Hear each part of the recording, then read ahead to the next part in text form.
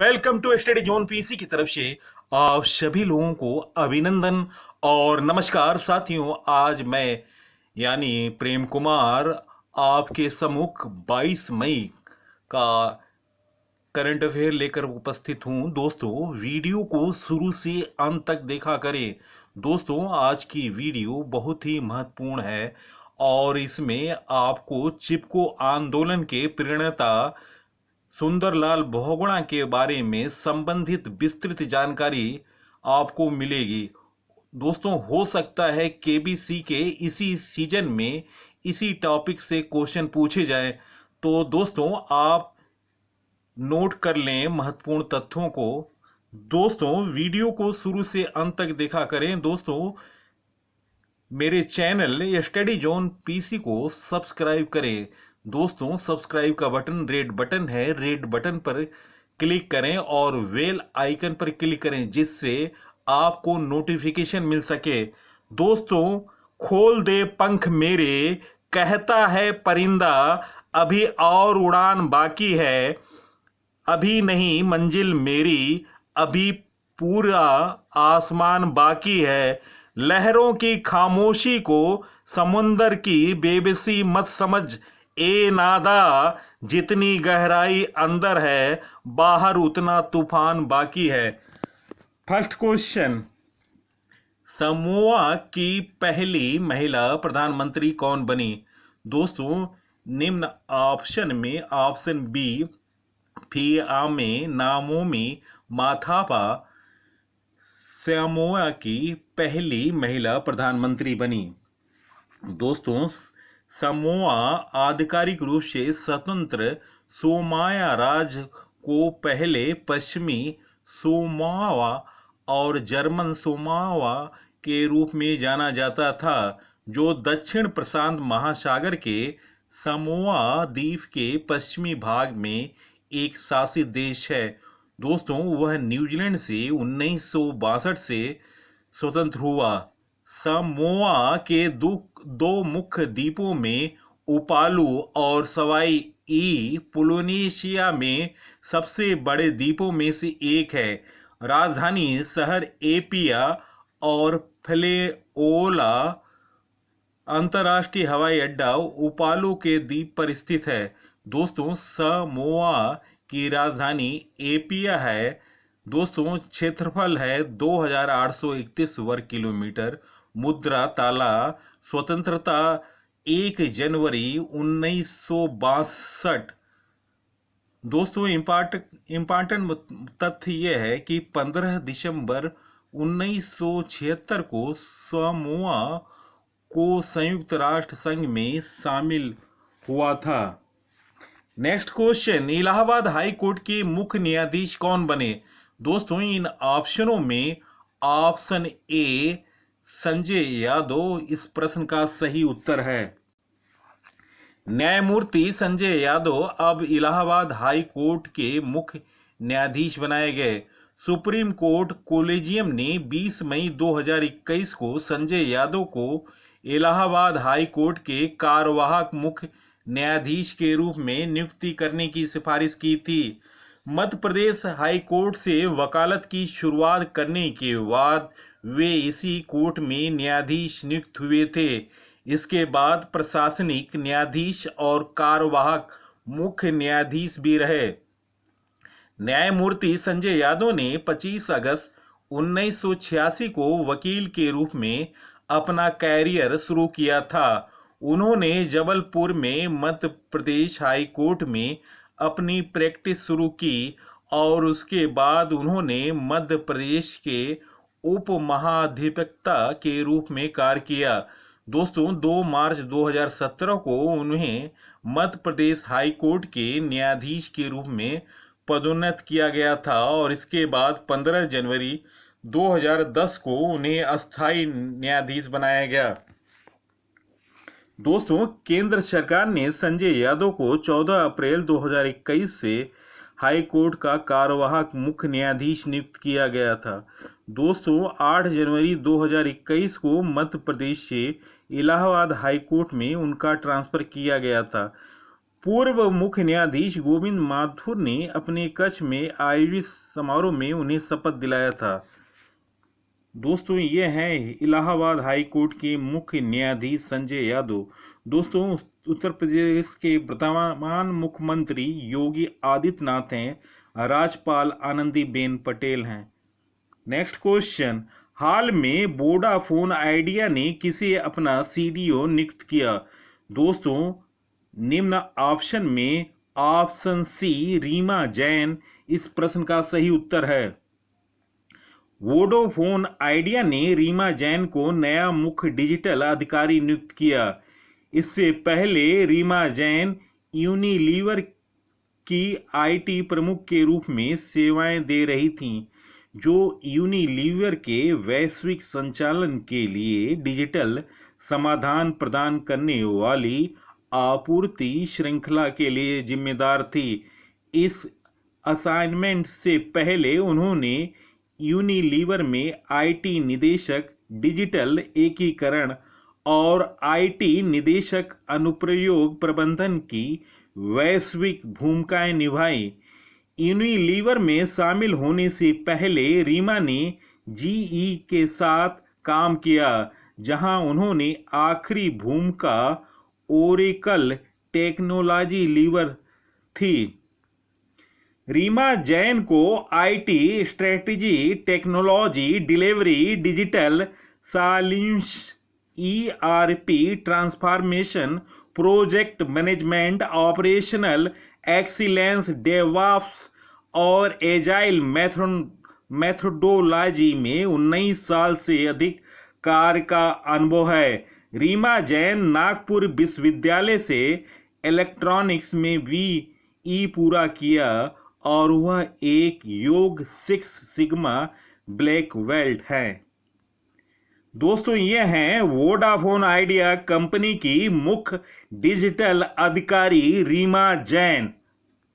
Next question, हाल में किसने एसबी एनर्जी इंडिया का 3.5 अरब डॉलर लगभग 24,000 करोड़ रुपए में अधिग्रहण किया?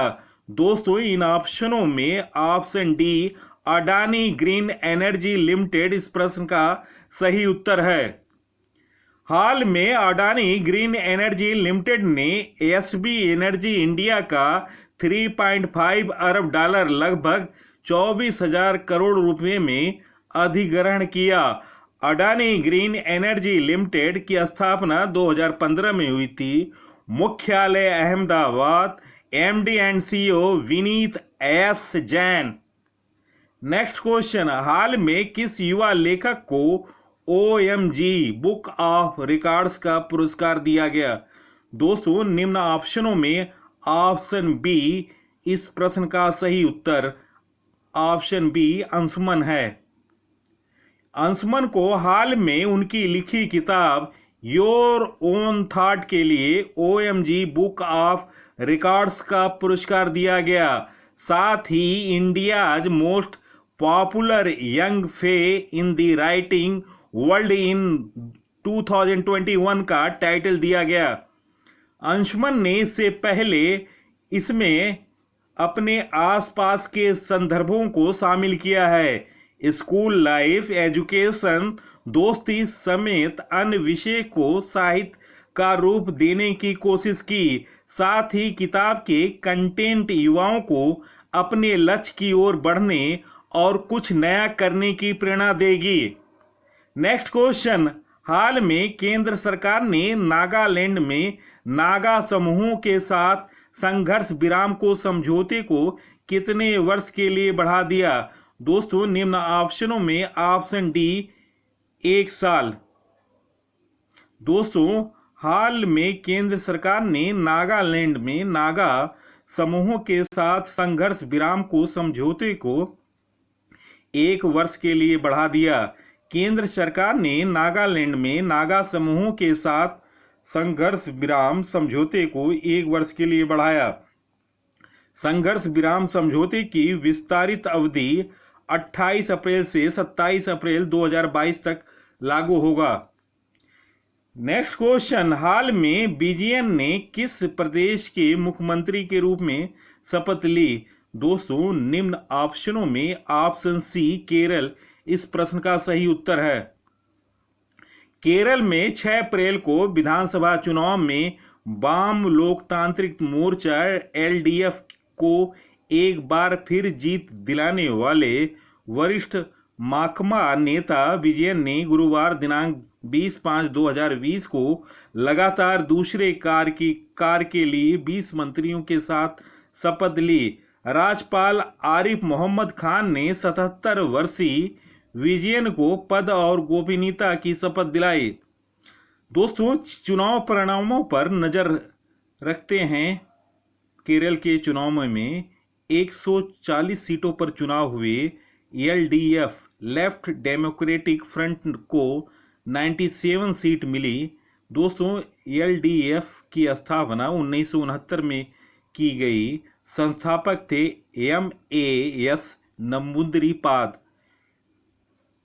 यूडीएफ यूनाइटेड डेमोक्रेटिक फ्रंट को मिला 41 सीट। स्थापना यूडीएफ की स्थापना 1978 में हुई थी। संस्थापक थे के करुणाकरन। और बीजेपी को केरल में अभी खाता नहीं खोल पाई, 0 सीट मिली। स्थापना 1980 में हुई। संस्थापक थे अटल बिहारी वाजपेयी, लाल कृष्ण आडवाणी। 200 अदर को 2 सीट मिली।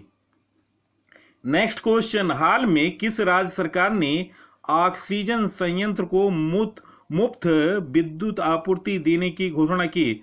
दोस्तों, निम्न ऑप्शनों में ऑप्शन ए असम इस प्रश्न का सही उत्तर है। दोस्तों, असम के बारे में जानते हैं। असम का गठन 26 जनवरी 1950 को किया गया। राजधानी दिसपुर है। मुख्यमंत्री हेमंत बिस्वा शर्मा हैं। राज्यपाल जगदीश मुखी हैं। मुख्य न्यायाधीश नोंगाम्बी कंपम कोटेश्वर सिंह हैं। High court located Guwahati. जिला 33। निर्वाचन सीट लोकसभा 14, राज्यसभा 7, विधानसभा 126। राजकीय चिन्ह राजकीय पशु एक सींग वाला गैंडा। राजकीय पक्षी श्वेत पंख वाला काठ बत्तख। राजकीय वृक्ष होलांग। राजकीय फूल द्रौपदी माला। लोक नृत्य बंगरुबा। अंकिया नाट झुमरा। हौजनाई खेल गोपाल नट पूजा।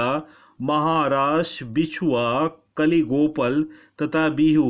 राष्ट्रीय उद्यान है कांचारंगा राष्ट्रीय उद्यान, मानस राष्ट्रीय उद्यान, राजीव गांधी ओरंग राष्ट्रीय उद्यान, डिब्रू साइखोवा राष्ट्रीय उद्यान तथा नमेरी राष्ट्रीय उद्यान। जनजातियां हैं रामा, दिमारा, कोछारी, बोडो, अबोर, ओबो, मिकिर तथा लुशाई। आधिकारिक भाषा असम।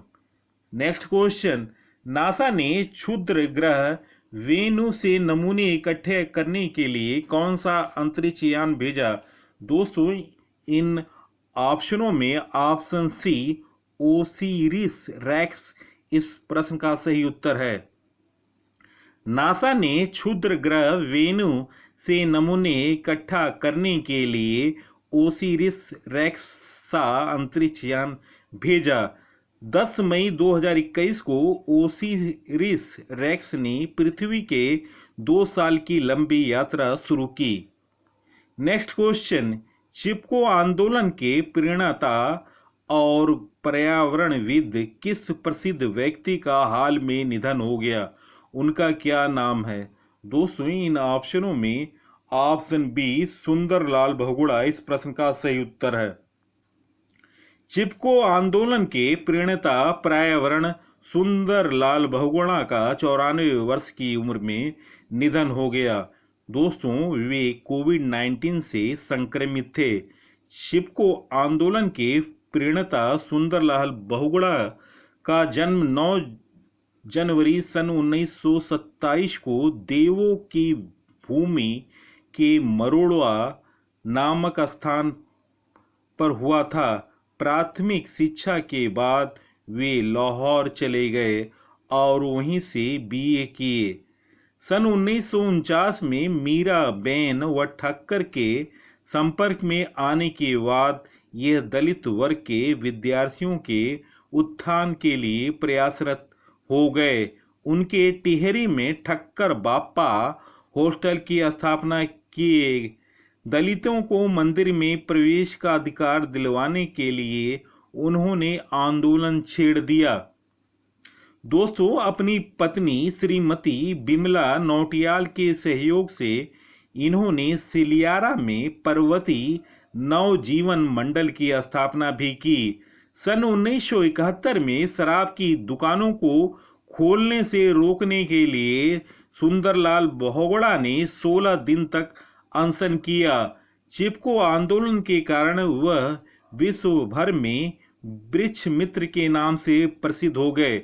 दोस्तों, करीब 5000 किलोमीटर की पदयात्रा सुंदरलाल बहुगुणा ने 1981 से 83 के बीच पर्यावरण को बचाने का संदेश लेकर चंबा के लंगेरा गांव से हिमालयी क्षेत्र में करीब 5 किलोमीटर की पद यात्रा की। यह यात्रा 1983 में विश्व स्तर पर सुर्खियों में रहा। दोस्तों, बहुगुणा के चिपको आंदोलन का घोषवाक्य क्या है? जंगल के उपकार, मिट्टी पानी और बयार, मिट्टी पानी और बयार, जिंदा रहने के आधार। दोस्तों, सुंदरलाल बहुगुणा को मिले महत्वपूर्ण पुरस्कार। 1980 में फ्रेंड ऑफ नेचर नामक संस्था ने पुरस्कृत किया। 1985 में जमनलाल बजाज पुरस्कार। 1986 में जमनलाल बजाज पुरस्कार रचनात्मक कार्य के लिए। 1987 में राइट लाइवलीहुड पुरस्कार चिपको आंदोलन के लिए। 1987 में शेर-ए-कश्मीर पुरस्कार। 1989 में सामाजिक विज्ञान के डॉक्टर की मानद उपाधि IIT रुड़की द्वारा। 1998 में पहल सम्मान। 1999 में गांधी सेवा सम्मान। 2000 में सांसदों के फोरम द्वारा सत्यपाल मित्तल अवार्ड। सन 2001 में पद्म विभूषण से सम्मानित किया गया। दोस्तों, चिपको आंदोलन में सुंदरलाल बहुगुणा की भूमिका। पर्यावरण सुरक्षा के लिए 1970 में शुरू हुआ आंदोलन पूरे भारत में फैलने लगा। चिपको आंदोलन उसी का एक हिस्सा था। गढ़वाल हिमालय में पेड़ों के काटने को लेकर शांतिपूर्ण आंदोलन बढ़ रहा था। 26 मार्च 1974 को चमोली जिला की ग्रामीण महिला उस समय पेड़ से चिपक कर खड़ी हो गई जब ठेकेदार के आदमी पेड़ काटने के लिए तैयार थे। उन्होंने यात्रा के दौरान गांवों का दौरा किया और लोगों के बीच पर्यावरण सुरक्षा का संदेश फैलाया। उन्होंने तत्कालीन इंदिरा गांधी से भेंट की और इंदिरा गांधी से 15 सालों तक के लिए पेड़ों के काटने पर रोक लगाने का आग्रह किया। इसके बाद पेड़ों के काटने पर 15 साल के लिए रोक लगा दी गई। दोस्तों, सुंदरलाल बहुगुणा टिहरी बांधों के खिलाफ थे। दोस्तों, PV नरसिंहा के शासन के दौरान उन्होंने 1.5 महीने तक भूख हड़ताल की थी। दोस्तों, उनका यह कहना था कि अगर बांध डैम बना दिया जाएगा तो हमारे क्षेत्र में बाढ़ आ जाएगी और इसके आसपास जिले काफी हद तक प्रभावित होंगे। दोस्तों, उन्होंने कुछ पुस्तकें लिखी। उन पुस्तकों में धरती की पुकार, भू प्रयोग में बुनियादी परिवर्तन। दोस्तों, यह हैं चिपको आंदोलन के प्रणेता सुंदरलाल बहुगुणा। जन्म 9 जनवरी 1927, मृत्यु 21 मई 2021। दोस्तों, स्टडी जोन पीसी की तरफ से श्रद्धांजलि। दोस्तों, बहुत दुखद घटना है कि वे अब हमारे बीच नहीं है। स्टडी जोन श्रद्धांजलि रखता है और विनम्र प्रार्थना करता है कि भगवान उनके परिवार के लोगों को शांति दे। दोस्तों, चलते हैं स्टैटिक्स जीके की दुनिया में। फर्स्ट क्वेश्चन, पहले ही प्रयास में मंगल ग्रह पर ऑर्बिटर, लैंडर और रोवर भेजने वाला दुनिया का पहला देश कौन बना? दोस्तों, उत्तर चीन। मिशन का नाम है तिएनवे-1। नेक्स्ट क्वेश्चन, 1992 में ग्रीष्म ओलंपिक खेलों के उद्घाटन में भारतीय ध्वज फहराने वाली पहली महिला कौन थी? दोस्तों, 1992 में ग्रीष्म ओलंपिक खेलों के उद्घाटन में भारतीय ध्वज फहराने वाली शाहिनी इब्राहिम विल्सन थी।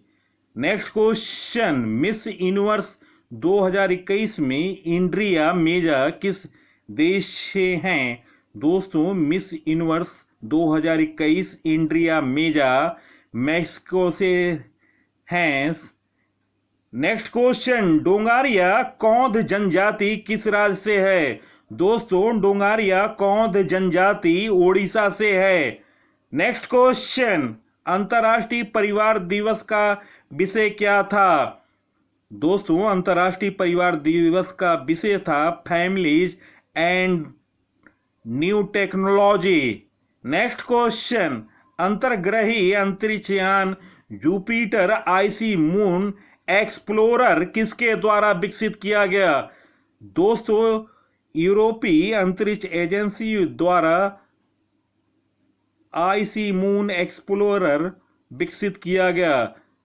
Next question, table tennis federation के वर्तमान अध्यक्ष कौन हैं? दोस्तों, टेबल टेनिस फेडरेशन के वर्तमान अध्यक्ष दुष्यंत चौटाला हैं।